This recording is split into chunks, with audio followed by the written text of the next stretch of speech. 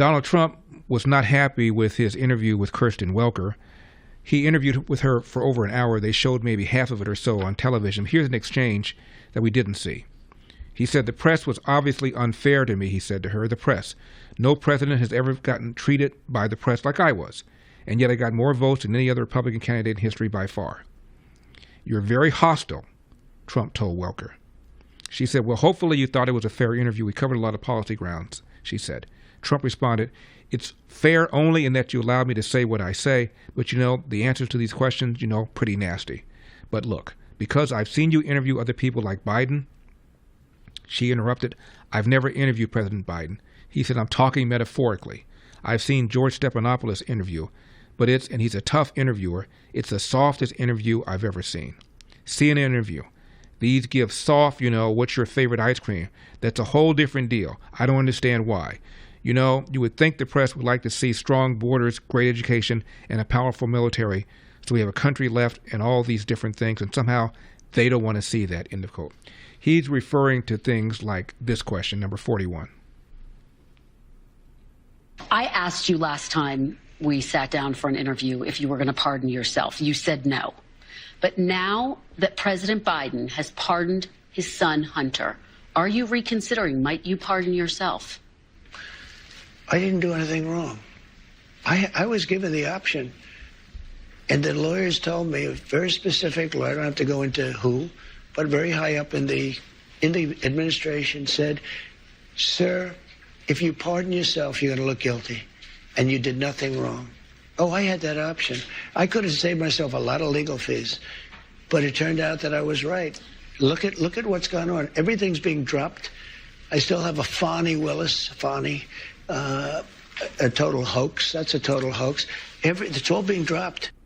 So why ask him if he's going to pardon himself unless you are implying that he's guilty, that he did something wrong? And Trump was offended by that. He was also offended by this business of, "For the sake of unifying the country, will you now concede that you lost 2020? Let's hear that one. Sir, I don't have to tell you this because you've talked about it. It comes at a time when the country is deeply divided. And now you're going to be leading this country for the next 4 years. For the sake of unifying this country, will you concede the 2020 election and turn the page on that chapter? No. No, why would I do that? But let me just tell you, when you say the country is deeply divided, I'm not the president. Joe Biden's the president. But you're going to be the president. No.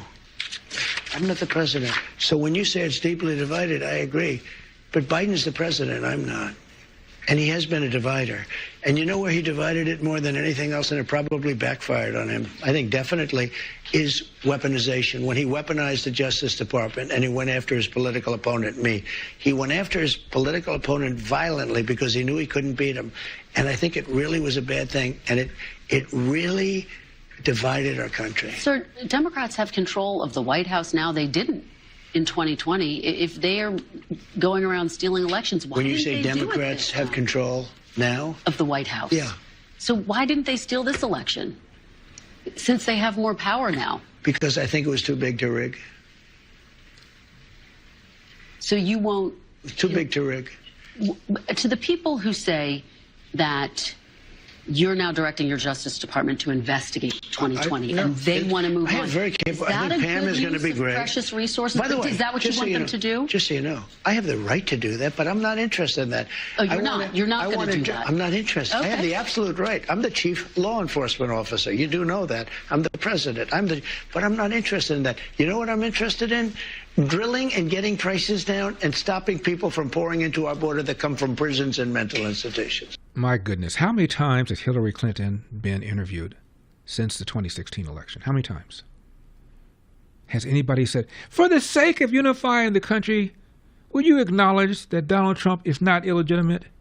For the sake of unifying the country, will you please stop saying that Donald Trump stole the election?"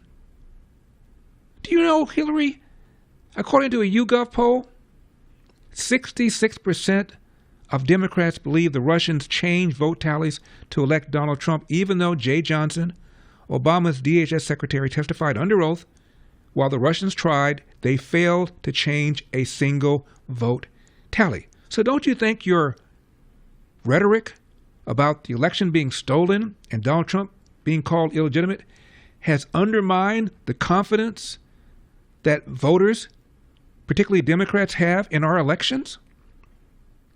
And for you to talk about over and over and over again the suggestion that the Russians put him there, are you aware that there's a Gallup poll that finds something like 78% of Democrats believe the Russian interference altered public opinion, even though Jay Johnson said he can't tell one way or the other whether or not it did? And there was a study by the NYU Stern School of Management that found the Russian interference may have had a negligible effect, if that.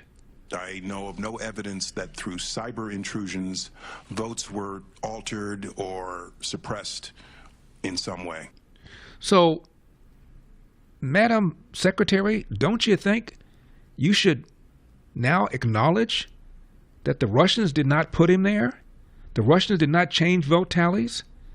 And the Russians did not sufficiently alter public opinion to affect the outcome of the election for the sake of unifying the country? Has anybody said that? Anybody? And regarding Donald Trump's assertion that Joe Biden has been a divider, of course he's been a divider. Not just the lawfare, but the race card.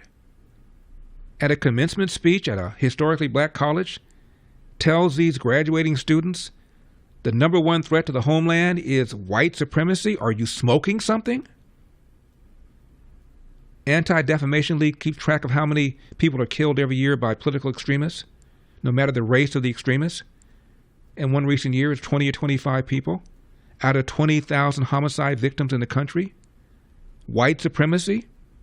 And he lied about the basis for which he started his own presidency this time, claiming he did it because Donald Trump said there were good Nazis and bad Nazis on both sides in Charlottesville. So the whole premise of Joe Biden's presidency, beginning the presidency, was a lie. Yes, he's been divisive. I'm Larry Elder. Thanks for watching these clips from The Larry Elder Show. If you enjoyed this content, be sure to subscribe to my channel and hit the bell icon so you never miss a moment. More thought-provoking discussions are just a click away, so stay tuned, and we'll see you in the next one.